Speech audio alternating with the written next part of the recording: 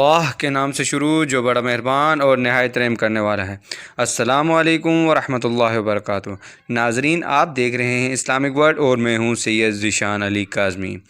آج ہم بات کریں گے سیب کی ان خصوصیات کے بارے میں جن کو آج تک ہم نہیں جانتے۔ تو چلیے جاننے کی کوشش کرتے ہیں طب امام جعفر صادق علیہ السلام سے اور آئمہ معصومین علیہ السلام کے فرامین سے۔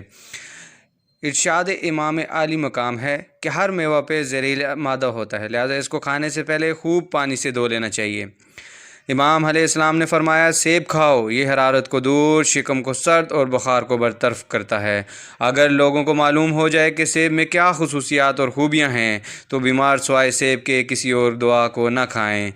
امام علیہ السلام نے فرمایا، سیب ہی وہ چیز ہے جو سب سے زیادہ اپنا اثر دل پہ کرتا ہے اور اس کو تقویت پہنچاتا ہے اور خوش رکھتا ہے۔ اور مقام پہ امام جعفر صادق علیہ السلام نے فرمایا، جو بخار میں مبتلا ہو اس کو سیب کھلاؤ، سیب سے بہتر اور کوئی چیز اور دوا نہیں ہے۔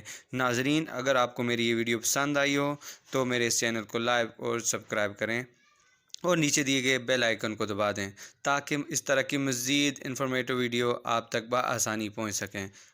ملتے ہیں اگلی ویڈیو میں، تب تک کے لیے فی امان اللہ، اللہ حافظ۔